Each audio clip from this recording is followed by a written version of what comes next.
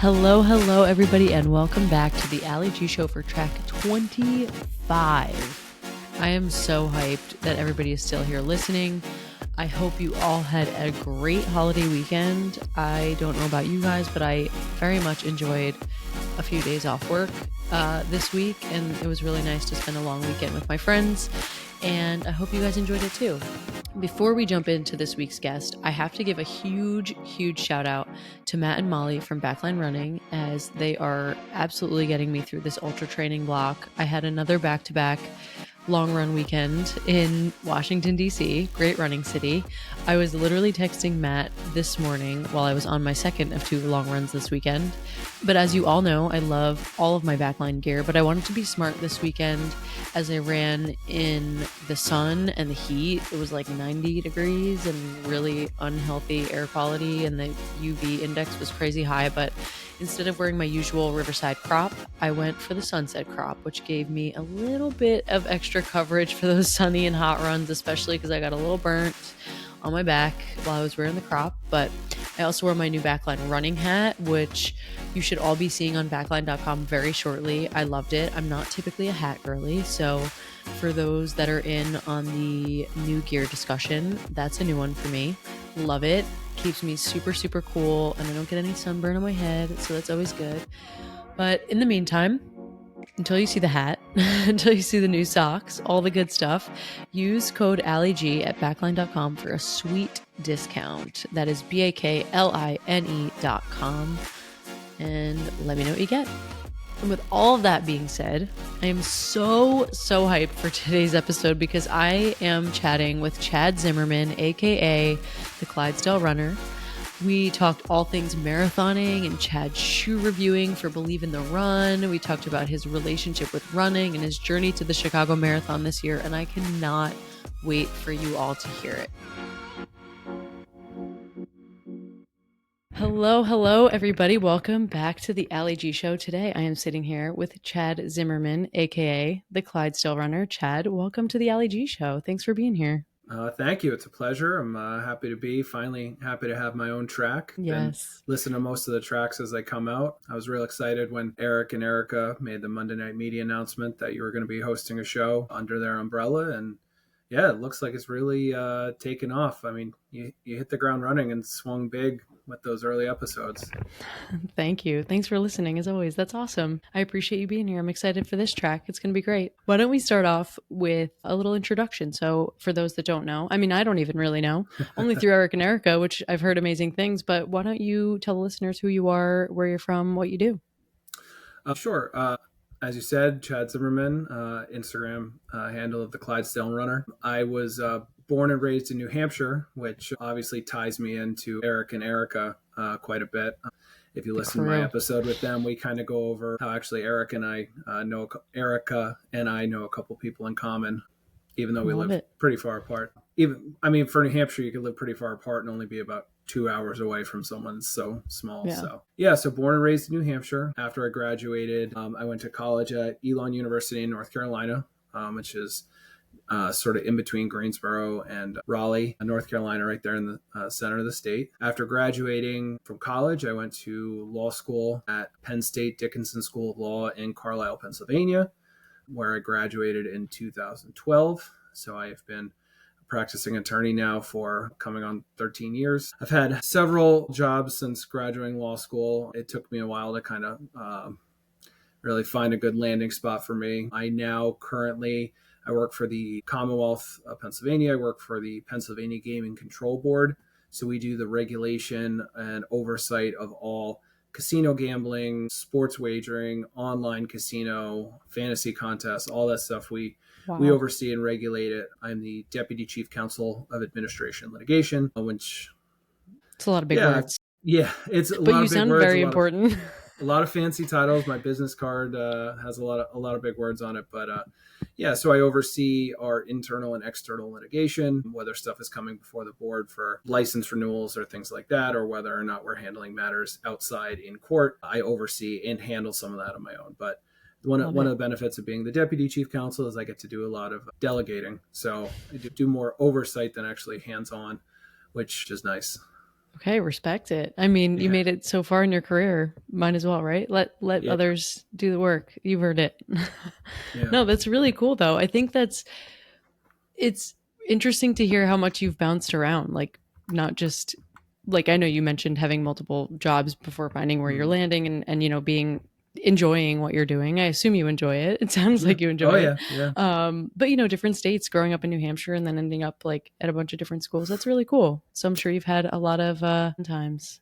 Yeah. Well, and one of the reasons I wanted to go south for school was I played golf in high school, Hmm. and not to toot my own horn, I was a pretty That's why you're decent here, Chad. golfer. Yeah. Yeah. So I was all state in golf when I was in high school. Wow. Actually, Tara Pterodactyl and I went to rival high schools. She graduated a few years before I did, but yeah, so our high schools were actually rivals, and we both played Wow. golf, obviously, because she's much better than Small I am. world. Much better than I am now.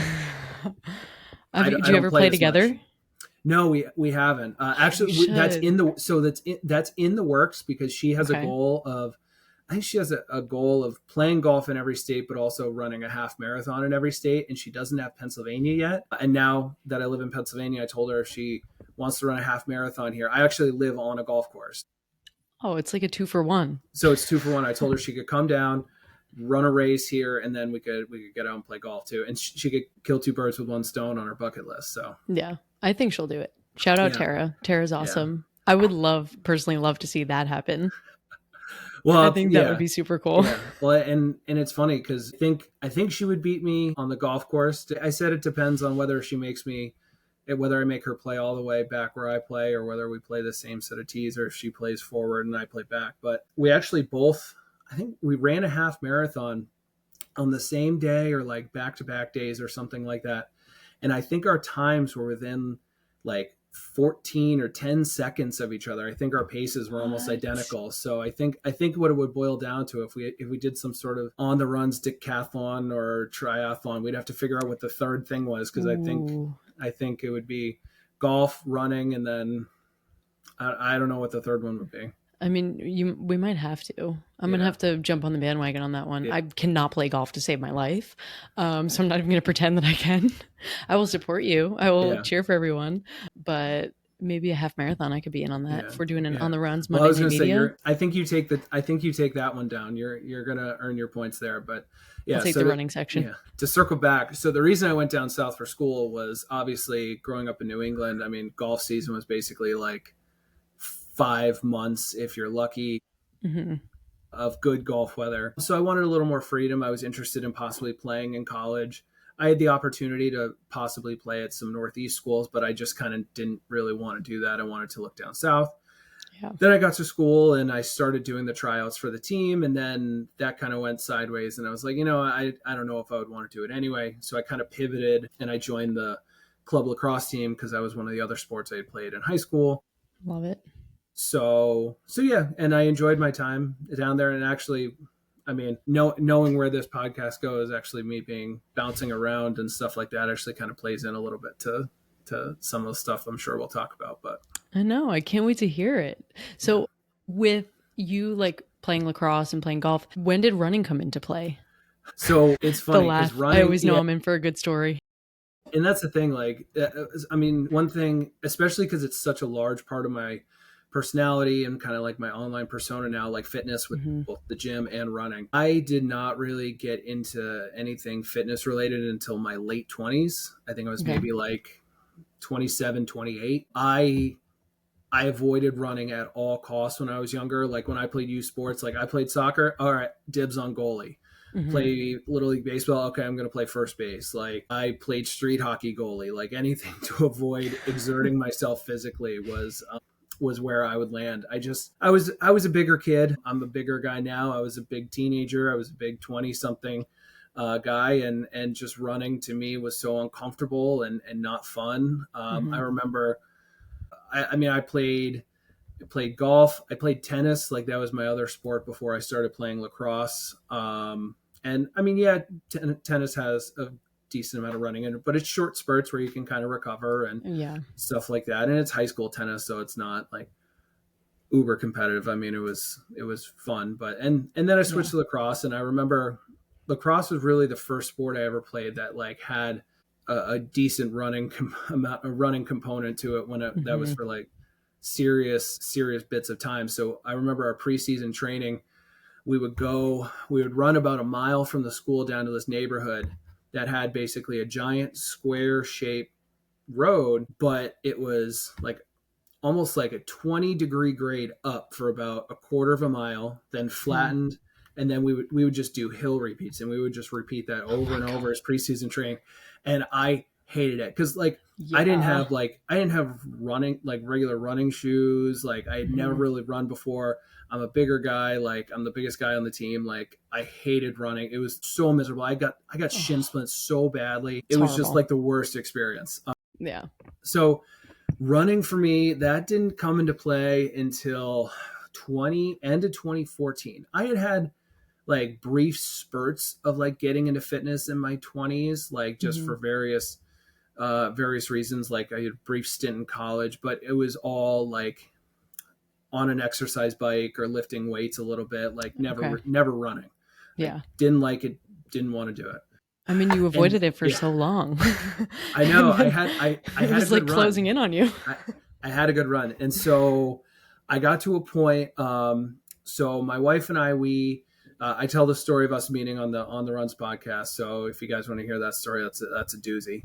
That's a good one. Let's just say it involves me dressed as Alan from The Hangover, and her dressed as a cat, me being allergic to cats, with the excellent pickup line of after she said she thinks she loves me, that I think I'm pretty much allergic to you. But the whole story. Thank you for giving us the little snippet. Yeah, I'll give you the snippet. But I had a big bushy beard. I had a satchel. I even had like the whole outfit that he had in the movie. Like it was good. That is hilarious. Does a picture exist of this? It does. I'll send it to you after. Please do. I'm pretty sure I have it on I might have it on my Instagram actually from way back when. But so good. we had met when we first started law school in 2009. We graduated in 2012 together, both got jobs, and we were both just generally overweight, unhealthy. We had said to ourselves that we were going to get healthy for our wedding, which we started down that train and then we kind of like lost track. And so we got married in 2012, still unhealthy, overweight. And then you get to the point in time where we've got jobs, we're starting to establish ourselves, and we say, okay, down the road, we're going to start a family. Like we need to get healthy for us. We need to get healthy for our future family. So we basically said, this is it. We're joining a gym. We joined the most expensive gym in the area. And when I say expensive, like expensive. So we joined, because mine is very expensive. And well, I mean, you're in, we were in rural, crazy. Yeah, we're in rural Pennsylvania. True. Like, True. But we joined it because we're like, you know what? If we're paying all this money, we're going to go, and it's going to be worth it. And this gym is amazing. We actually, after a hiatus, we're actually back and we belong there again now. But so we got to a point where we're like, okay, now's the time. So I think it was like August of 2014. We both said, okay, we're going to commit. We both worked in jobs that were actually across the street from each other, and we drove to work together. So we would get up at 4:30 in the morning. Wow. We would drive to the gym. We'd go to the gym from about 5 to 6 to 6:30. We'd drive home, shower, change, get ready, eat breakfast. Then we drive to work together. And then that was our routine 5 days during the work week. And then on Saturdays, we go and we do like yoga or do other workouts or whatnot. And at first it was no running. For me, it was like lifting weights. I was doing a lot of the classes. They had a lot of small group training. We were doing like some Les Mills stuff, and we did this kickboxing themed tribe punch thing or whatever we signed up for. And so there was just in like Thrive group training. So we were doing a lot of that, but very little running, a lot of high intensity stuff. And slowly but surely, weight started coming off. We started feeling healthier. And then I had my best friend, Steve, who lives actually in Princeton right now. He was Shout living, out Jersey. Yeah, there you go. He was living in Columbus, Ohio at the time. This was 2014 and 2015. And 2015 Columbus, the Blue Jackets were hosting the NHL All-Star Game. They were hosting a 5K as part of like the All-Star Game festivities. And he said, look, I know you guys have gotten into fitness. I don't know if you've gotten into running, but like you guys should come out for All-Star Weekend. Like we won't go to the game. We'll do like stuff around the arena and like hang out around, but they're doing a 5K. Do you guys want to do it? And so this was going to be in January, I think, of 2015. Meanwhile, it's like October of 2014. And I'm like, yeah, sure, 5K. Like, I was so new to running, I didn't know how long a 5K was. I had to look it up. Because We've all been there. I had never Trust run. me. I had never run a race. I had never done anything. So I look it up. I'm like, oh, 3.1 miles. Like, it's October. I got 3 months. I could do that. Yeah. Boy, was I like the hubris was just rampant. Because I'm figuring, and at this point, I'm still like, I had started our journey then around like 340 pounds, and at that point, I was maybe down to like 310 or something like that. So it's not like it's still amazing. It's really good. Well, and that was like a couple months in. So but I'm like, yeah, sure, let's do it. And so basically that next day, I hopped on a treadmill, thinking to myself, all right, time to run like 3 miles. Let's do it. I'll run 3 miles. Like, let's do it today. Boy, quarter of a mile in, my legs are burning, my chest is burning, like slowing the treadmill down. But so I said, okay, this is how it's going to be. So I was doing like quarter mile interval repeats, just run walk for quarter mile. And then pretty soon the next week, I'm up close to 0.4 miles. Then I'm close to half mile, and slowly but surely. And then eventually, like in my head, I'm like, okay, if you pace yourself well, you will be able to get to this point where you can run a 5K in January. And I wasn't doing like couch to 5K. I was just kind of winging it. But I was just like, just take it slow. Meanwhile, I'm still kind of lifting weights and doing all that other stuff. And lo and behold, I got to that race and I paced myself pretty decently and ended up running the whole 3.1 miles. That's incredible. And it was like that. It's like, okay, I caught the bug. I caught the bug, I think a little bit in training, but like the race day atmosphere, like pinning the bib on, running the race. Yeah. What were you feeling? Like, first of all, I want to back up for a second, because I give you so much credit for even going on the treadmill after all of that, like avoiding running and hating running, and you just felt so uncomfortable. And then you started this whole journey at the gym, which is incredible. And then you step on the treadmill and obviously you're feeling all these sorts of ways. Like, when you made it to January, what were you feeling when you were pinning that bib on? I mean, do you remember? There was a certain sense of accomplishment because like along the way, like I was having scale victories because like I was losing the weight and that was going well. And the commitment of like getting to the gym, like that was probably the longest stretch of like actual dedicated fitness I had, like, because I had a couple months here or there of eating well and working out. But at that point, I'm at like, started in August, I'm at like almost 6 months of being like completely dedicated, which for me was like a huge milestone. So it was one of those things where it was like, I could look inwardly and be like, yes, like you're not done yet, but like, this is just a stepping stone to something greater. We got home, my wife and I got home and we said, okay, what's next? So we look around, we're like, well, next is a 10K, obviously. So we signed up we live near Hershey, Pennsylvania. We signed up for the Hershey 10K, which was in April. I had my friend from New Hampshire come down. My wife had her friend from Massachusetts come down. We ran the Hershey 10K in April. So we went from 5K to 10K in another 3 months. And I ran, my goal was under an hour. And I think I ran it in 1 hour and 30 seconds. So I was like personally devastated, but I'm like, okay, of course. I'm like, all right, I need to redo another 10K. Let's sign up for one. Now I am so new to running. I had no concept of what summer running was like because I had started running not until October. So I got to a point where we signed up for one. I'm like, oh, a late June 10K in Pennsylvania farmland with no shade that's super hilly. Like, that'll be fine. Yeah, you can definitely hit your hour. It was one of the most miserable races we've ever done. There was barely any water on this course. It was like 95 degrees, no shade. And you mostly downhill towards a river the first, and then you kind of go sideways, and then you come back up those same hills you ran down, and it was awful. God, sounds I think it was like 6 or 7 minutes slower. Yeah, always. It always is when it's that hot. So we ran that, and we said, okay, so we've run 2 10Ks. What's next? And we said, all right, half marathon. That's next. So we looked around. There was a really popular local half marathon called the Bird in Hand Half Marathon, which is in Bird in Hand, Pennsylvania. And we said, okay, let's sign up for that. And we did. That was in September. So we went from our first 5K in January to our first half marathon in September. So 8 months, okay, to half marathon. That's dedication for real. Like starting just at, and I don't mean like to say like just at the gym, but like from starting at the gym where you're like lifting weights, maybe taking some group classes to like signing up for that 5K. And then less than a year later, you end up at a half marathon. And Yeah. what were the thoughts going through your head like throughout those months? Were you like, oh, I just got to keep going? Were you still going to the gym? Were you like, I'm locked in? Or were you like, I got to stop? What was the thought process? We were pretty locked in. I mean, in that time from like August of 2014 through September when we ran the half, I had lost about 120 pounds. Wow. So in about a year, That's my amazing. My wife had lost about 80. So combined, we had lost like 200 pounds.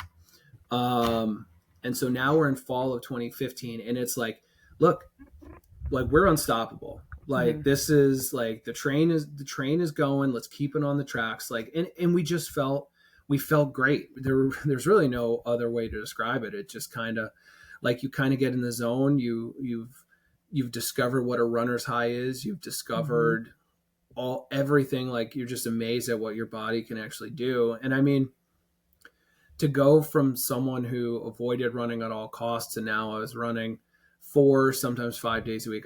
When I'm training, I'm typically a 4-day-a-week runner, just because as a bigger guy, I need a little more recovery time than some people. That, and I was still interspersing weight training and other classes like other cross training like spin and stuff like that. So yeah, it was I just like it. Unstoppable is kind of how we felt, and that's how we proceeded. And so what we did was said, okay, what comes after a half marathon? Well, obviously a marathon. So we what was the first marathon though? So or the first half? I'm sorry. First half. So that was first the Bird in Hand. Okay. And they have. I showed this on the other podcast. I'll show it on this. They have the coolest medals because each one is custom made. They use an old horseshoe, and then they weld the little yearly thing on, so everyone gets like a used. Cool. And so if they do a half marathon, well, they have a fall one, and then there's another related one run by the same company that's in the spring. And if you run both of them, they give you something called the Road Apple Award, where they basically take freeze-dried, petrified like horse droppings, and they put them on a plaque for you to hang on your wall. So yeah, it's called the Road Apple Award. I think you have to do the other one. Here in Amish country, you see a lot of road apples on the road, which is basically horse droppings from the horse and buggies. Wow. That's the first time I've ever heard of a medal like that. Yeah. So that was our first half, and we said, okay, so now we're a year into our journey, and we're like, okay, we've gotten ourselves healthy. What now do we want to do before we decide to settle down, have a kid, and obviously, ruin our lives? And if my kids eventually listen to this, that's a joke. So we said there are two things that we want to do. We want to go to Europe, and we want to run a marathon. Now we were like, we have time. We were, I think 2015, I was like 28 at the time. And so we had said, okay, like we got time, let's figure it out. And then of course, like I sit down and start doing my research because I'm a type A super planner itinerary guy. And I say, okay, let's map this out. And I said, okay, you know what? It's September now. If we wanted to, we could maybe find a marathon in the spring. There's a lot of good spring marathons. And lo and behold, one of those really good spring marathons was Paris. And I'm like, we could kill two birds with one stone, and we could get the Europe thing out of the way and the marathon thing out of the way and have a pretty good story to tell. Yeah. Registration was actually opening a couple days. I think it was a couple days after the half. Registration was opening. Okay. And this is before, I think Paris might have a lottery now. I was going to say this is before the time of this is 2016. This is before Paris had a lottery. So they registration opened at like 9 a.m. Paris time, which is 3 a.m. Eastern Standard. So I stayed up till 3 a.m. in the morning. If that is not commitment. So waiting to register. I registered my wife. I registered me. I got us registered at 3 a.m. Wow. That next morning, after I got a couple hours of sleep, I basically said, okay, we're going to Paris. It's time to start planning our trip. We went through Expedia and like booked our flights, booked our hotel. I found us a really great deal at a really great hotel that was only like maybe like 3/4 of a mile from the start and finish area.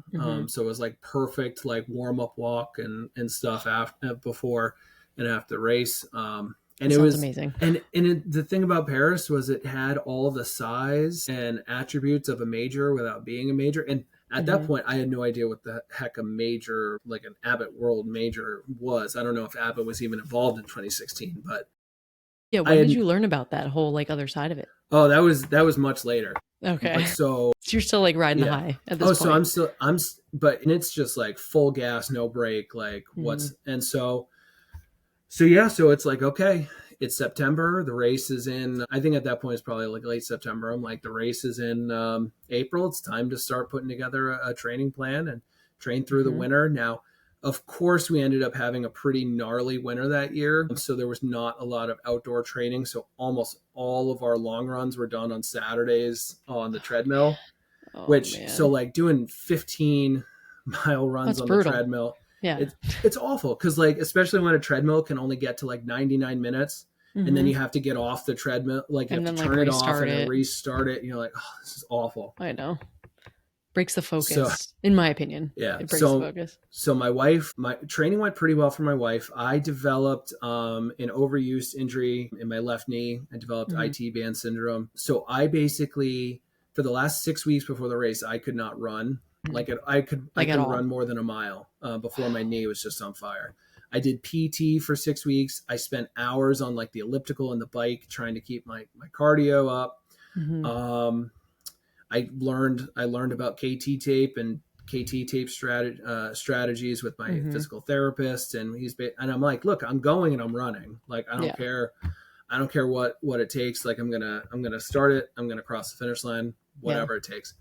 So I had myself taped up like crazy.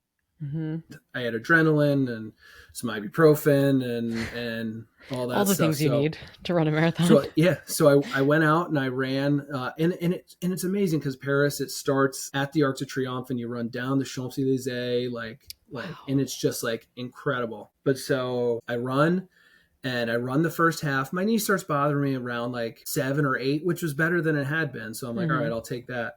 I ran the first half and I actually ran it faster than my PR, my half marathon PR at the time. Like I was on such a high and like just cruising. But then I'm like, look, I'm going to need to be smart if I want to finish this because my knee was starting to hurt at that time. So I'm like, all right, pull it back a little bit. So I started alternating run walking, and it was like 5 minutes of running, like 30 seconds of walking. And then slowly those numbers adjust and it's more walking and running and then less running. And so eventually I got to mile 20 and I'm like, I can't run anymore. My knee is just like, it doesn't bother me when I walk really, but I can't run. Yeah. It's a lot. I walked the next 6 miles and I said to myself, I'm like, I don't care if my leg falls off. I am running across the finish line. So I got to the 26-mile marker and I started to run. And those asshats who planned the course in Paris made the last like 1/4 of a mile cobblestone, which is just like absolutely awful for when your knee is hurting because there's all the uneven surfaces and trying to make sure I'm not tripping or like twisting my ankle. But yeah, I ran across the finish line. I finished at like 5:42, something like that. And it's amazing. And that was with 6 miles of just straight walking. So, and how did your wife do? Did you guys run? You didn't run together, or you did? No, we didn't run together. Okay. Our paces were definitely different. She ran the whole thing. She didn't even. I don't think she did any run walking. She ran the whole thing. And this was also her first one ever, right? Her first marathon, yeah. All our first races were all together. Love that. So she still holds a little bit of a grudge because I think I beat her by like 5 or 8 minutes or something like that. And she's like, I ran that whole damn race. And you mean to tell me you only ran the first half and then ended up walking 6 miles and you still beat me? So that's still a little bit of a That's such like a runner thing to say because you're just trying to beat your own clock. It's so weird. Time is so weird when you're running. Well, and meanwhile, we finished this race and And then all of a sudden, like, we're like, okay, they said there's going to be recovery tents and massage and all this other stuff. And they're packing it up. And I'm like, who needs this more than the people coming across at 5.5 to 6 hours? Like, what are you doing packing this up? Like, come on. so I hate that. yeah, I hate when races like, yeah. But no, and lo and behold, and that was our first marathon. I had booked us massages for the next day, and we hobbled back to our hotel, and then we had 5 more days in Paris. So we were able to I had booked us massages and then like a boat cruise on the river the next day, so we would kind of be active but not like too active. Mm-hmm. Smart. And then we had many more days of sightseeing and enjoying the city, and then we flew home. I love it. And now you're 2 times marathoner, correct? 5-time half marathoner. Actually, I need to update that. It's now, as of April, it's six-time half marathoner. I just ran one in end of April. 6-time half marathoner, and you have Chicago coming up. Yes. What was the thought process behind Chicago? So my second marathon was the Wilmington, North Carolina marathon. Oh my God, I can't believe you just said that. Wilmington, North Carolina is one of my favorite places on earth. I don't even know. I mean, it's great, but yeah. So my best friend from college lives there with his wife and kids. And I had always told him I'm going to come down and visit, and we could never really make anything work. And so when I had a long hiatus after the half marathon because it took 6 months for my ITBS to get better, and I couldn't even really run. Then after that, I started getting into running again. Then we had our oldest child, or our first daughter, Quinn. And then my wife kind of stopped running, so I didn't have my running buddy, and like I lost my motivation. And we couldn't, like, because we played off each other so much when it came to like the motivation. For sure. And I mean, so, you need like, that person, right? Yeah. And you guys had such a year together and doing it together. Yeah. It's a whole journey. So I kind of fell off the wagon. Then we had our oldest, and I noticed kind of weight started to creep back on. I'm like, oh no, I need to get back into this. Started to get back into it. Then I fell down the stairs and broke my fibula, tore apart my ankle. Had to have 2 surgeries. Had to have my ankle put back together. Basically down and out for at least a year. So down and out for a year. So that's like 2018 into 2019. Finally get back into running again and feeling good. And then COVID hits, and then the world flips upside down. Our toddler's home with us instead of in daycare. We shift from like going to work where I had a gym in my office to now all of a sudden we're home all the time, and there are no gyms open, and it's just like a nightmare. So fitness kind of takes a back seat again to being full-time employee and full-time parent of a toddler. It's a lot. Yeah, and then so finally kind of things start to get settled down with COVID. I start to get back into things. This is late 2020.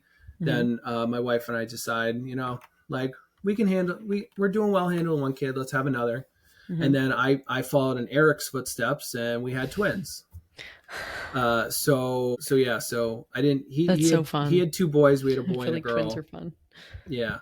But so it ended up being like, and then all of a sudden now I'm getting 45 minutes of sleep a night. Like fitness is the last thing on my mind. Just us surviving. Like those first few weeks, because my wife had a C-section, like I'm taking care of her, I'm taking care of the twins, and I'm taking care of our oldest. Like fitness just is the last thing on my mind. And it was like that for the first year, almost year and a half of the twins' lives. Like just because we had one good sleeper, one bad sleeper. I can't even imagine. Yeah, truly. And it was brutal. And my wife was an insane trooper, like through everything, and she handled everything well. But just neither one of us had the time nor the energy to dedicate to ourselves. But I respect so much that, like, from what you're telling me, of course, like it just sounds like you supported each other in those moments, no matter what. Like it was like you're either both all in on the fitness or you're both all out on the fitness, which I think would be so hard if it were if it were like one in, one out. I think that would have been mentally challenging. Yeah. I don't have kids though, so I'm not like I can't really speak to that. Well, and at some point, like I got to a point. This was in 2022. I gained back like almost all the weight I had lost before. And I was just like so unhealthy, like just no focus on what I was eating, no exercise really. And then I threw my back out picking up one of my twins. And I was like, I have a bad back from, I had a, herniated disc from playing hockey when I was in law school. And so it flares up from time to time. And I just like went to go pick him up and I wrenched my back and I said, no, enough's enough. Like I can't continue down this road. Like, and that was the day, that was like the triggering moment that got me back into it. So that was August of 2022. And I've just been nonstop, like I was before, like all gas, no break. And now it's tougher because I'm like, I was 8 years older than I was the first time I did it. So now with that added age came a little bit more financial flexibility. So I could be a little more choosy as to what I was doing in terms of like what shoes I was getting, making sure I was getting the right shoes for me, having a shoe rotation, all stuff that I learned about this go around that I did not learn about the first time. Which is actually kind of what led me to be where I am now. But yeah, so it's one of those things. And then slowly but surely, like once my wife saw me getting on the train, she eventually got back on. And then like, cause I had gotten a membership at another gym that was kind of local and I was going there. And then she had went and they had like this holiday challenge there and she did that. And that kind of helped spur her back into it. And then we eventually got back this past year. We joined the gym that we joined the first time, which is great because it has this giant like kids club where you can bring your kids and they play there. They do kids fitness classes. Like our oldest actually goes to summer camp there. And it's great. Like on Saturdays we go as a family and the kids go to the kids club and they play with some of our good friends or members there too. So they bring their kids who are friends with ours and they all play and you have 2 hours and we can just get our workout in and they can kind of see how important fitness is to a healthy lifestyle and kind of create some generational health. And no, well, thank you for sharing that. That was such an awesome story and so motivating too. Like, I think it's really hard to get into it the first time when you're in that situation. And then, through multiple injuries, you still persevere and you're like, no, I'm going to go back. Like, I'm going to have kids. We ended up having twins. Now we have 3 instead of 2. And then you still went back. And I think there's something to say about that. And especially going back into it when you both have jobs. Yeah. You obviously are both taking care of the 3 kids. You're both have other interests outside of like kids, jobs, and running. It's a tough balance, but I think that really resonates with a lot of people. So thanks for sharing that. Yeah. And then, and to circle back, so with Wilmington, I had done some lead up races. My wife and I did, let's see. Well, no, so she hadn't really gotten back into running yet. I had done a Baltimore half marathon. I had done a 10K. Actually, the shirt that I'm wearing is from the Garden Spot Village. This is actually the half marathon that gives you the Road Apple Award with the bird in hand one. So I had done another 10K to kind of get my feet underneath me. I did a second Ragnar relay. I did the Baltimore half marathon. I'm looking at my medals to remind me because they're actually hanging up. Right I know, there. I can't ever remember. Yeah. But then, so I had said, I'm like, at first I was going to wait years before I did my first marathon, or another marathon, if I had ever done one. But then things were just going so well after I got back into things in August of 2022. I said, you know what, 2024, let's pick a marathon. Let's do it. I landed on Wilmington, which is where my friend Rob lives. I drove down, stayed with him. And that one, it was okay. Not as exciting as Paris, I'm sure. No, not so. In terms of field strength, I mean, there were, I think, 899 finishers, whereas in Paris it was over 40,000. I think. Yeah. Crowd support. There were a couple sections where it was like 5 or 10 people off on the side that were cheering. Water stops were sporadic, and the course, like you start at Wrightsville Beach.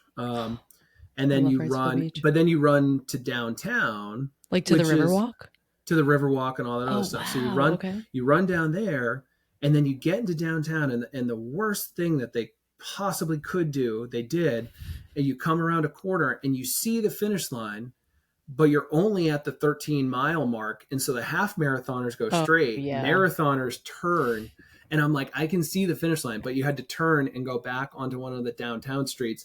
And then run down to like a lake and then like around. halfway around a lake and then back. And it was out and back, that second part. It was That's tough just brutal. because like, and then I get like halfway through and my headphones die. And I'm like, cause it'd be one thing if it was a major and you had people shouting like It's crowd very support, tough at but a like, small like yeah. race like that. So I did something I personally despise, and I turned my headphones off and I played my music like out loud just because I'm like, I need something to get me through. There were Yeah. very few people around. I'm like, I don't care. I mean, Yeah. but I mean, I'm sure no, others had their headphones in, so you're in the clear.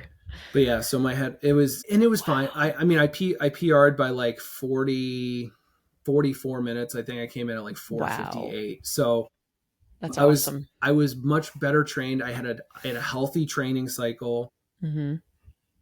I had actually one of the other reviewers for Believe in the Run. Her name is Ruby. She's a great college athlete. She was actually coaching me for it, and so she was That's helping cool. me.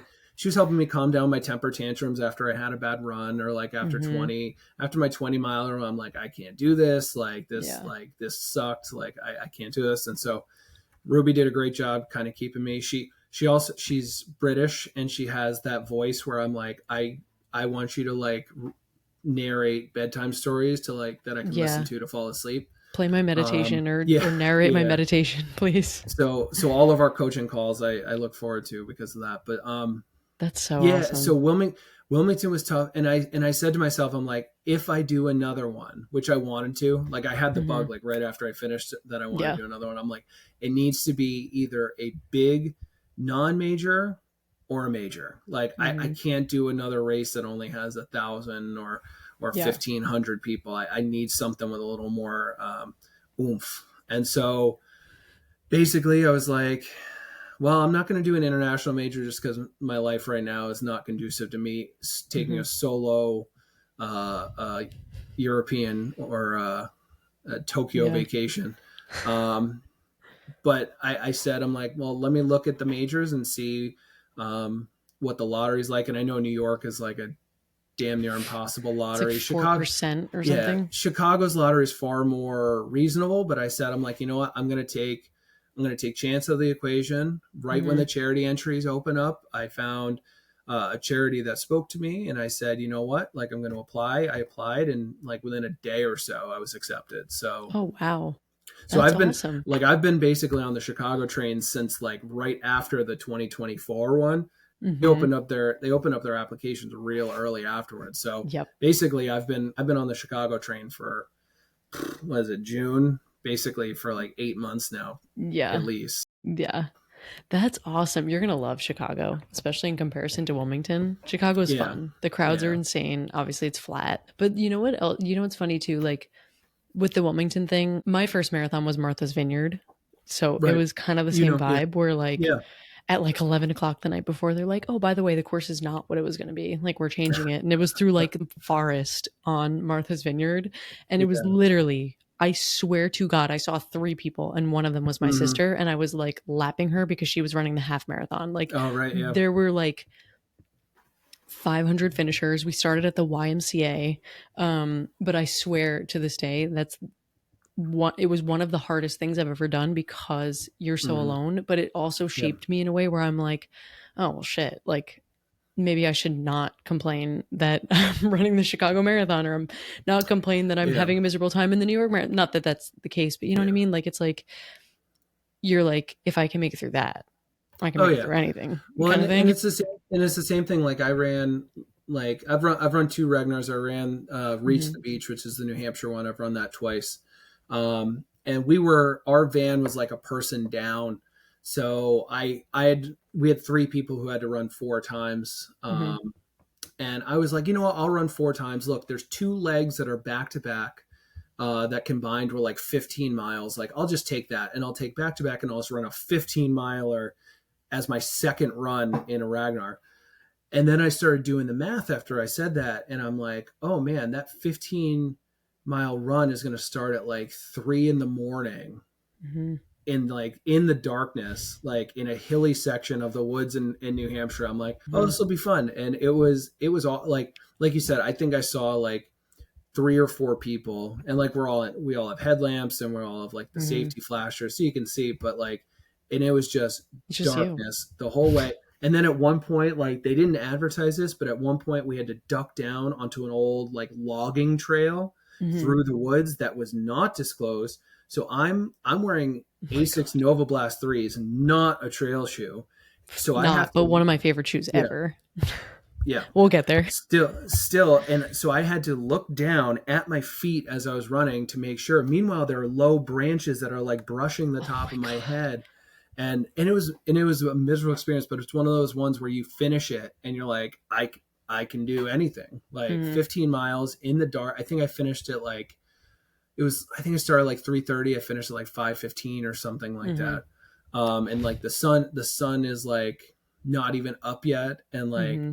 I get I get in the van that we were riding in. I'm just like, that was pretty good. Now, meanwhile, I'm dead, and I still have a 4 miler that I have to do in like Of course. 6 or 7 hours, and try and get a little rest before then. But, That is crazy. That is crazy. Well, I'm fast forwarding here to Believe in the Run because I know you oh yeah, mentioned it. We're talking shoes. yeah. How did you get involved with Believe in the Run?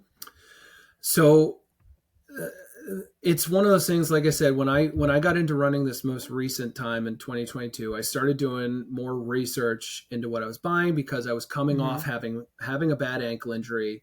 I Mm-hmm. knew my history of overuse injuries. I said, let's be smarter about, like, I don't have to buy the cheapest shoes, because back when I was like getting into it, like we were still young in our careers, didn't have a ton of money. Like I Mm-hmm. just buy the cheap. I go on 6 p.m. or I go to like Reebok outlet and buy the cheapest running shoes that I Mm-hmm. could. Yeah.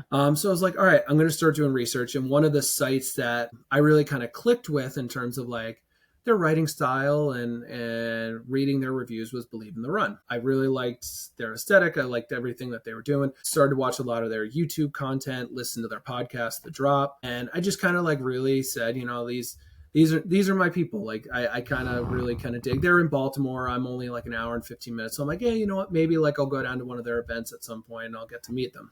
Mm-hmm. So as I'm kind of doing my research and I'm looking at their stuff, I'm looking at Doctors of Running, I'm looking at Kafuzi, I'm looking Emily Heller runs like Heller. Mm-hmm. Um, and I'm just kind of looking around and I'm like, you know what? One of the things that is just like supremely noticeable about all the people that are on ShoeTube and writing reviews is no one is a bigger runner. Like Mm-hmm. everyone has and I always put this in quotes whenever I say it, and they have the traditional runner's build. They're either like tall and lean, or they're short and like real thin, like 140 pounds. And I'm thinking to myself, like I go in and I try on shoes. And back when I was first getting into running, I actually tried on the Nova Blast 3, Mm-hmm. and everyone was raving about them. But Mm-hmm. at like 300 something pounds, like I collapsed the shit out of those things. Mm-hmm. Like everything, like I just immediately, like it just was not conducive to me because they're just Mm-hmm. so soft and bouncy. They weren't bouncy for me. They were just soft. So I was like, everyone raves about the shoe, but it's not working. Like it doesn't work Mm-hmm. for me. So I didn't buy it. I said to myself, I'm like, there really could be something here. Let me reach out to them, because their business model was there's the three kind of bigwigs of Megan, Mm-hmm. Thomas, and Robbie, and then they have a review staff. And I'm like, maybe if I pitched this idea to them, they'd be interested. And that's, hey, look, there are just as many, or at least a significant portion of runners out there who are built like me and look like me. Mm-hmm. Like just as many as there are that are built like and look like you. There's a whole swath of people who are going completely unrepresented in this field, and they don't have someone providing insights on how a shoe or gear performs for bigger runners, because we Right. compress foam differently. We activate rockers differently. Like an Mm-hmm. outsole tread that could be either sticky or not sticky for someone else could, because we're putting more force into it, could actually be good for us. Like Mm-hmm. there's just so many different ways a shoe can be dynamically different for a bigger runner versus a smaller runner. And that's not even a blanket. You can't even make a blanket statement, because shoes are so individually personalized. Like Totally. I think I heard someone say that like a person's running gait is just as unique as a snowflake, because no two people have the exact same running gait. I might have Interesting. heard that on Doctors of Running or something like that. I don't want to Yeah. attribute it to them in case it's bullshit and they didn't say it. Yeah. I But mean, it makes something sense like in my that, yeah. head. But so Maybe like, they didn't say it.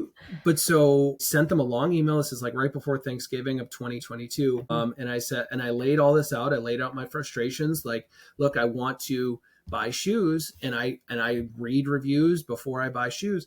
But how am I like? I have to take every review with a grain of salt, because just because like a shoe might not work the same for me as it does for you guys. And so Right. within, I think it might have even been within a few hours, Robbie responded. He's like, hey, love the pitch, love the idea. We agree. We think this is something that could be good. We think it's something that is missing.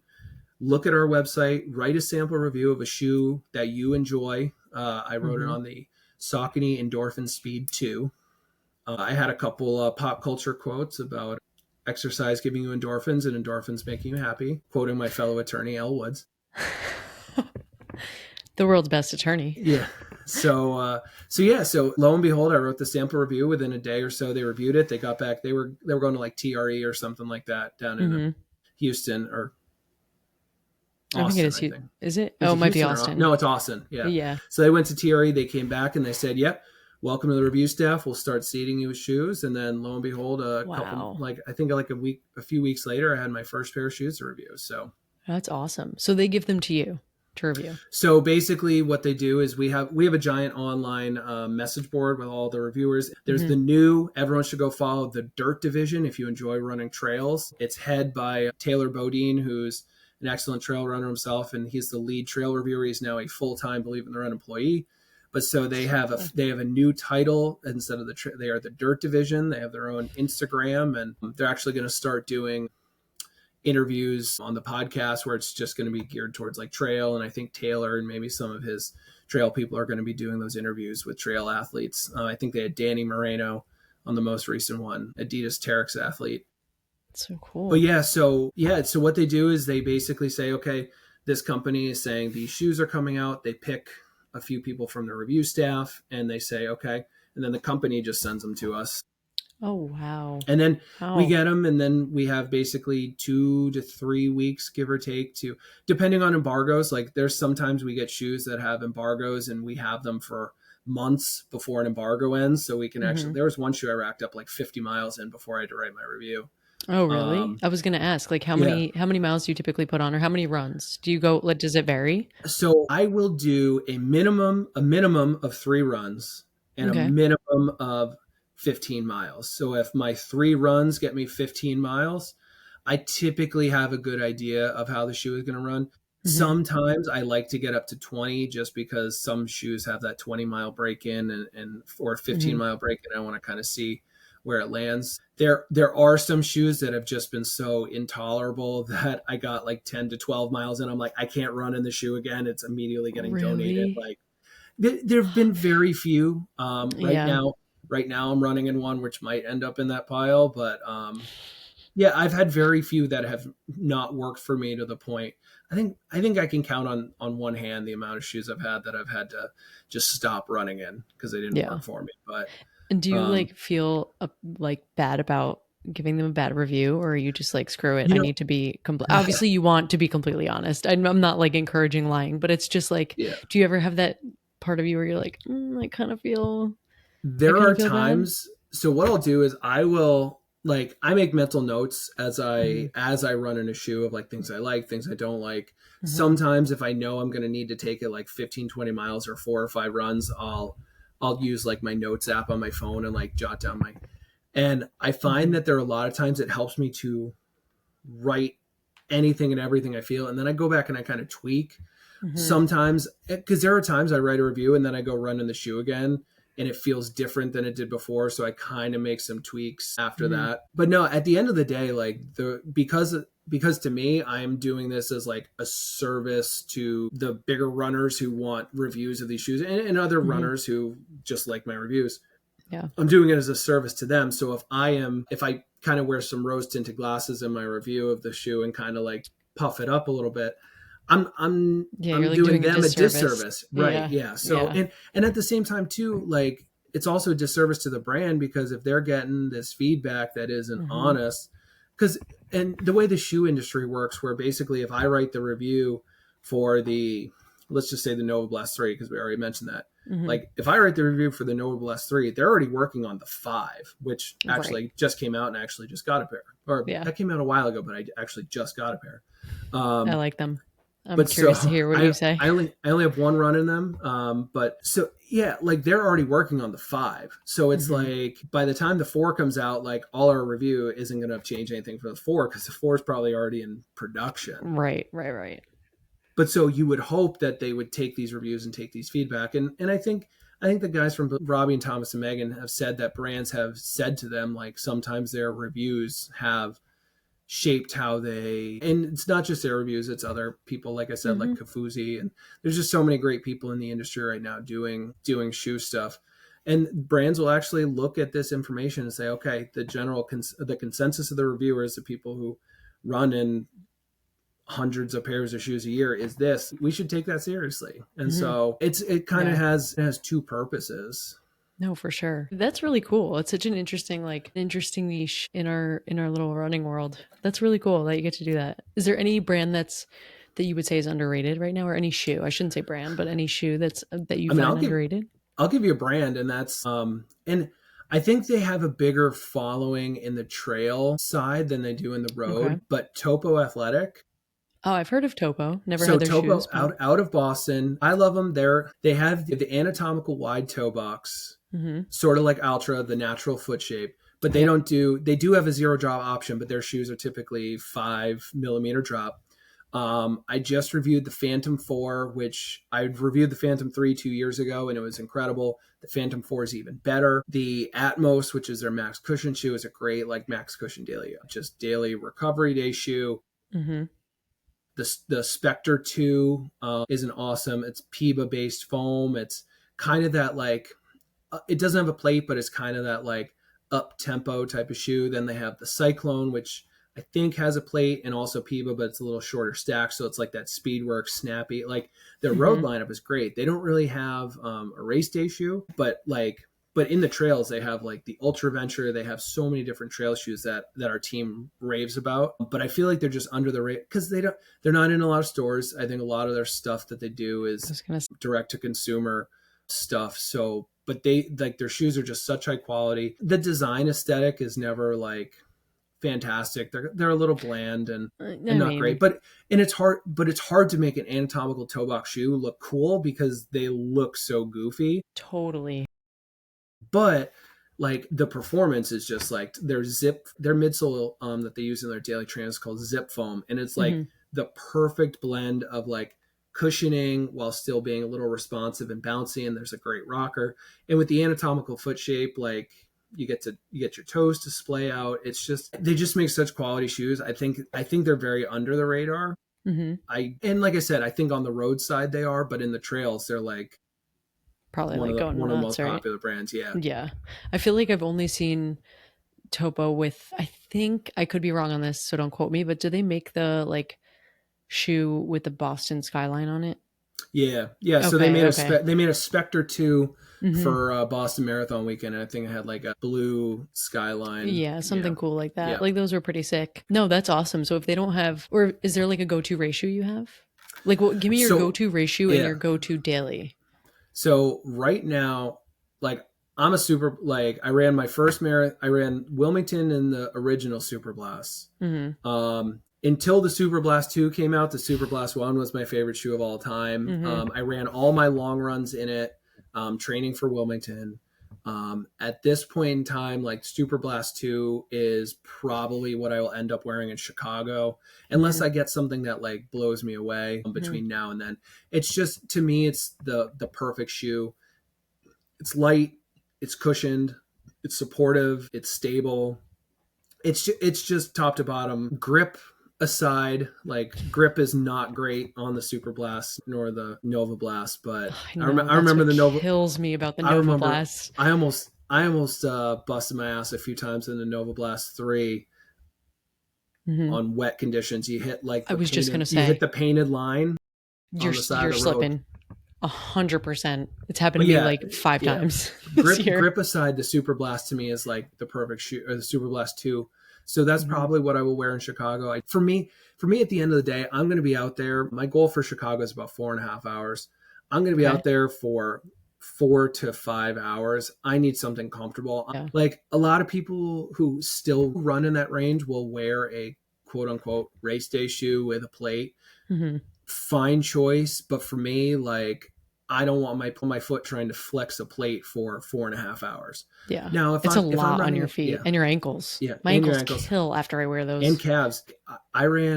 If I'm running a half marathon, I'm going to be out there for like around 2 hours to 2 hours and 10 minutes. Mm-hmm. I'll wear a shoe with a plate. Like the half I ran in April, I ran in the New Balance SCLE V4s. Mm-hmm. What do you think of those? They're good. I really enjoyed those. I destroyed them because it was on a rail trail, and it had been raining all night and rained the whole race. So I was basically running through mud on a rail trail. Yeah.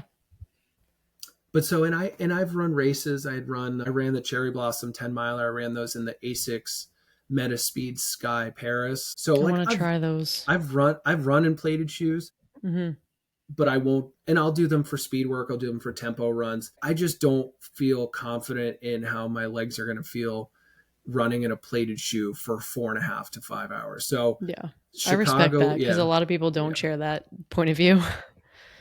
There are a couple of shoes coming out that I'm slated to get that could change my mind on it. Knock on wood. I may get the On Cloud Boom Max, which is their race day marathon racer for longer marathon runs. And if I do get that, depending on, obviously I'm going to run in it because I'll run in it to review it and then also run in it. And if I feel like it would be comfortable for 4.5 to 5 hours, maybe I'll wear it. But right now, Super Blast 2 that's going to be my long run. I actually start my, before we got on, I was finalizing my training plan for Chicago. What's it looking like? I start 16 weeks. I start on Monday. Like I said, I'm a 4 time a week runner. I do 2 easy runs, a speed work day, and a long run. I'm going to go to the gym and lift twice a week just because I need to do it for my own sanity and mental health, and keep all the gains that have grown in the last 7 weeks since the last half marathon. But yeah, like for me, I'm not a high volume or high mileage runner. I think like my early weeks, I'll probably be close to like 20 miles. I think my peak week when I do my 20 miler, it gets up to maybe like 35 to 36. Like I'm not a big mileage runner. For me, just knowing that I have the endurance to, having run marathons, I have the endurance to get there. For me, it's all about like keeping the endurance, running slow. I run like my midweek runs. I try and not get more than like 6 miles just because I also have a life, and I'm having to get up super early and get these runs in before the kids are up, and we have family activities, and also it's going to be in the summer, so got to get it in before the sun's out and it's a million degrees. So it's brutal. I'm going to be in that boat tomorrow morning. We'll see. Yeah. Hopefully Boston does me well this weekend. Yeah. And it's not so hot, but I think I'm going to be screwed. No, but this is all so awesome. And I really appreciate you sharing. And I will be cheering for you in Chicago. I think we all will be cheering for you in Chicago because that's such an awesome accomplishment. And you can add 3 times marathoner to your bio. Yeah. And I will be there with Erica is going to be there. Yep. That's right. Hillary's going to be there. So we've all talked about having a Monday night media meetup in Chicago and getting together. And I think I'm probably going to record a post marathon recap with Erica. And, yes, you have to. You have to. That would be fun. That'd be really fun. But no, that's going to be a good time. Are you down for some rapid fire before we wrap up? Absolutely. Let's do it. All right. I think I know the answer to this one, but I'll ask it anyway. If you could only run in one shoe for the rest of the year, what would it be? All right. So this is actually going to be a curveball. Okay. Because we love a hot take or a curveball. I'm going to pick a shoe that actually came out this year as opposed to going with my Super Blast 2, because I don't think we're going to get a Super Blast 3, I think, until 2026. I know. But so... can you tell I'm an A6 girl?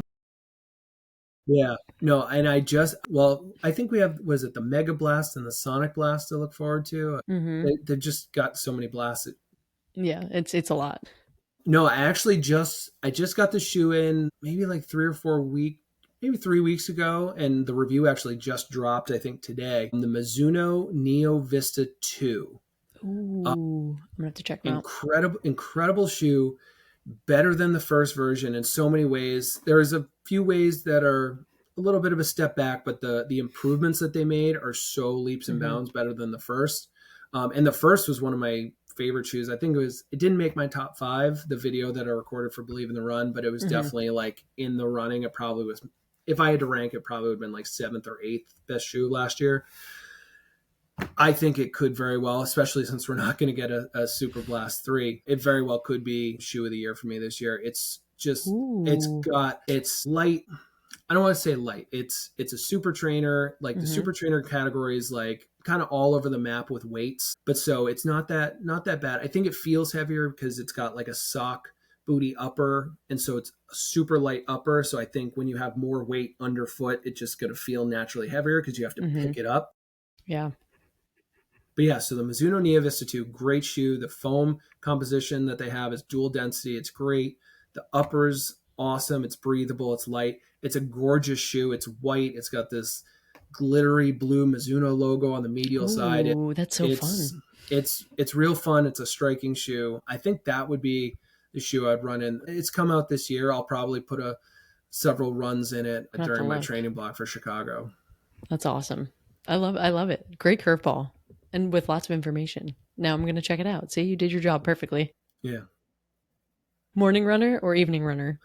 Morning. I don't understand. Like if you, like one of our reviewers, Karen, Mm-hmm. she's a nurse, and I'll see her Strava and she's out going for a run at like 9:30 at night. And I'm like, I I don't can't. know how you do. And it's simply, I think, because of work schedule and Mm-hmm. things like that. I need to get my runs done in the morning. If I have any chance of getting outside to do them, I do have a treadmill. So if God forbid I can't get it done outside and it gets too hot, I can get my miles done. I hate the treadmill. Mm-hmm. Um, The I dreadmill. just don't. Yeah, I did. Yeah. I actually did just get a new treadmill in actually to review for Believe in the Run. Very So cool. so I'll be doing that. Are you allowed to share which one? It's the True Form Trainer, so it's Nice. self-propelled curved treadmill. Nice. So I'll be doing a review for that. But yeah, so if I'm gonna have to actually run on that a little bit so I can get some footage and Mm-hmm. actually have some information to review. But yeah, Yeah. I'm a morning runner. I prefer to run outside, even Same. if like in the winter I run outside and Mm-hmm. I'll run early. I'm a headlamp person, so yeah, has to be morning. Especially like I hate. I also don't eat before I run. I hate the feeling of stuff sloshing around in my stomach, and so Yeah, like I'm at the with end you of the on day that. when I have like a day's worth of food sitting in my stomach and you have all the weight and burden of everything like that happened to you that day sitting on your shoulders. Like Mm-hmm. in the Mm-hmm. morning you are open, free. Like I got my headphones in, I can just kind of just Yeah. Yeah. go I love it. start the day right. I love it. All right, I'm skipping my next one because that was going to be pre-race meal. What I'm going to add one in. What is the first thing you're playing in your headphones when you go out for a long run? So I have such eclectic music taste, and like I said, I Love think it. I think it comes like I think musical taste is all a product of your environment. Like Mm-hmm. when I grew up, like my mom, all I listened to in her car was like oldies music. And so like to me, oldies back in the day Yep. is like 50s, 60s, 70s. So like all the oldie songs, like I have them tattooed in my brain, all the Mm-hmm. songs, everything. When I was Mm-hmm. in the car with my dad, he listened to a lot of NPR. So it was a lot of classical. It was a lot of jazz and stuff like that. But like growing up, like those were kind of my musical Mm-hmm. influences. So I was into that when I was younger. Then I had a neighbor friend who got me kind of into like harder rock music. Mm-hmm. Then my best friend Steve, the one who lived in Ohio, I ran the race with him. He and I got really into metal music, basically all throughout high school. So that was kind of like my forte all throughout high school. Then I went to college in North Carolina, where you are surrounded by country music. Yep. Got into country a little bit and still into it. I was in Nashville for a work trip a couple weeks ago, and I actually went to a few shows when I was in Nashville. Like CMA Fest was actually there when we Oh, were that's there. awesome. So Who'd you we went to a see? couple of shows. So I went to a show at the Ryman Auditorium, which is like So cool. the most historic auditorium ever, and saw Yeah. Darius Rucker and Love friends. it. It Hootie was and the advertised as, Blowfish. I mean, I've seen Darius once solo, well now twice solo. I mhm. saw him as Hootie 3 times. So As jealous. Hootie and the Blowfish. I've So never seen him as I Hootie. actually one of the shows I actually went backstage and got to party with the band after the show, which What? was really cool. which I is a think you have to harken come back to back and yeah, talk. Like yeah, Eric gave yeah, me no warning about your music taste, so I think you're gonna have to come back to the Allie yeah, G show and yeah. we'll do a whole musical episode. But yeah, so I got it, and actually, like that Darius Rucker show, it actually had Luke Bryan was there and Morgan That's so Wallen, cool. so it was like a crazy, crazy little show. That's But yeah, so awesome. I got into country, and then like my taste kind of changed as I got older. I'm still into all the stuff that I listened to before, but just now I've Mm-hmm. like folded more things in. So my my marathon mix bounces from like heavy metal, like August Burns Red, Pierce the Mm-hmm. Veil, all sorts of like metal music, A Day to Remember. Then all of a sudden it's Taylor Swift. Then it's Carly Rae Jepsen. Then it's Mm-hmm. Eminem. Then it's Dr. Dre. Then I think I have some Morgan Wallen country on there. It's just like all over the map. Same. And it just, and what I do is I stagger my playlist. So it's like rap song, metal song, pop song, country song. So like I'm not Mm-hmm. getting the same thing over and over. There are sometimes I go out and I'll be like, you know what, there's one album I want to listen to. Like I'll listen Mm-hmm. to Fall Out Boys from Under the Cork Tree, which I think Oh, is it's one of the so most good. I think it's one of the most perfect albums that So has ever good. been released. It just brings me back to high school and college, and I think it from start to finish, I can listen Perfect. to the whole thing, start it over, and listen to it all through again. No Bring Me the Horizon, skips. yeah, no skips. Bring Me the Horizon just came out with a new album called Post Human Next Gen, which Mm-hmm. I actually listen to in the gym a lot because obviously metal music in the gym is Yeah. angry music, and I love it. But so that album, no skips, like can just listen to straight through. Mm-hmm. And like I said, my musical taste is eclectic. I just put it on shuffle and say I'm just gonna go. I love it. I love it. I'm kind of the same way, and it's funny you said that too because I grew up. My dad has produced like Frank Sinatra's music for as long as I've been alive. So I Mm-hmm. grew up with all of that in my ears. And me Yeah, and my sister used to joke, and we wouldn't mock it, but you know, when you're like 7 years old and your dad's like, it's literally Frank Sinatra all the time because that is oh yeah, oh quite and I literally his living and our yeah living. yeah And then like when I got older, I'm like, damn, I actually respect the heck out of this. But then it's like, you know, same as you. I'm like pop, rock, pop punk, like give it all to yeah me. the I love like it. in the crooner elements. I love Mhm. Dean Martin, Mhm. Mhm. Frank. I mean, and then you Yeah, get all the Michael Bublé classics. who does a lot of covers of all that stuff, and Mhm. yeah, it's all over the map for me. I love it. All right, well, last but not least before we wrap up here, if you could run with anyone dead or alive, who would it be? This is a tough question because the answer that comes to my head is tough because the person I'm thinking of wasn't a runner, Mhm. and that was my dad. So my dad, who he passed in 2021. I'm sorry to He hear. wasn't a runner. He was he's the one who he and my mom taught me how to play golf. We were a golf family, and we played tennis. And my dad was like physically active, but he wasn't like didn't go to the gym, didn't run, like didn't Mhm. exercise, but he was just generally active guy. Um, he he had some health complications that started like my senior year of high school that led ultimately to like heart attack, stroke, and then being basically like pretty physically and a little bit mentally disabled because of Mhm. that from basically when I graduated high school in 2005 all the way through when he passed in 2021. It's So tough. he never really knew the fit and active me. Mhm. I think he always wanted that for me, but like I just never like I just didn't do it. Mhm. Yeah. And so he never because like by the time I had lost all the weight, it was like 10 years into like all his health stuff, and like he was still there, but like he was slowly like It's not there tough. so Yeah. much.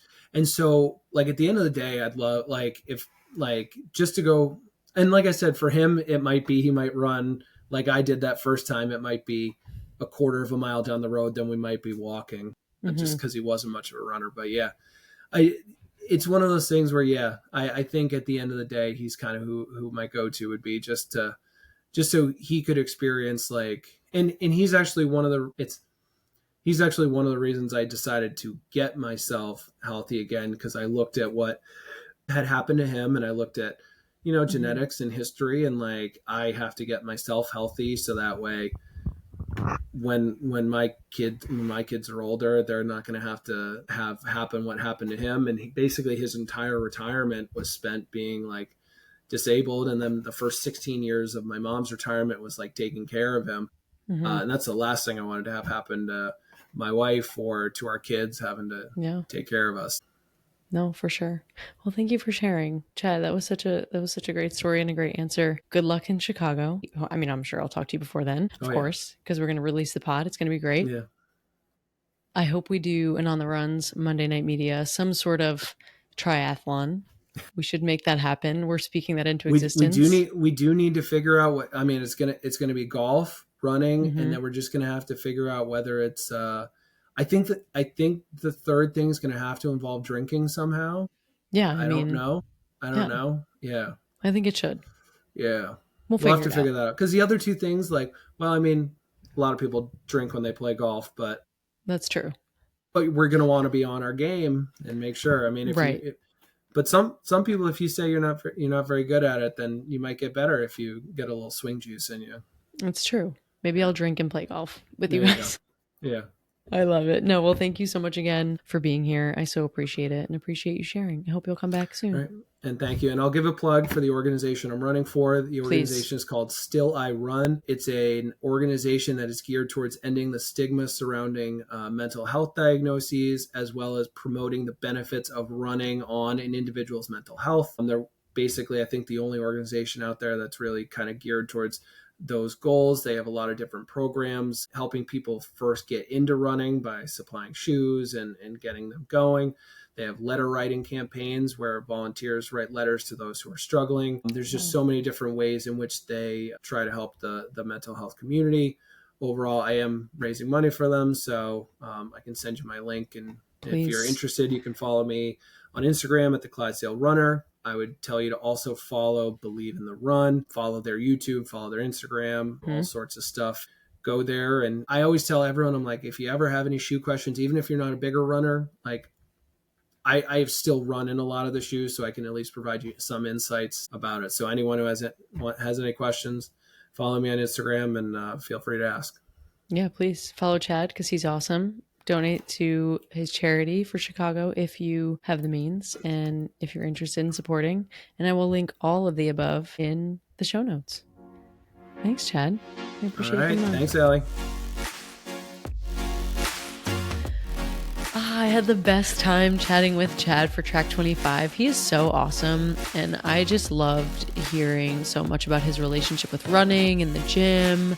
I really respected and enjoyed hearing his honesty about, going through those phases of, periods where you really want to run and go to the gym and periods where you don't, and how you kind of get back into it after taking a little bit of a break.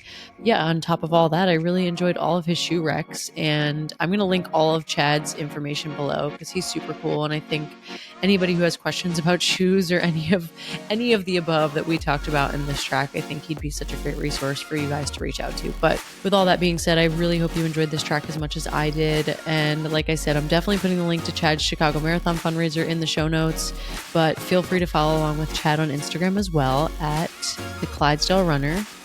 And as always, follow along with the pod for updates and new track releases at _Allie G Show on Instagram. Thank you all so much for listening.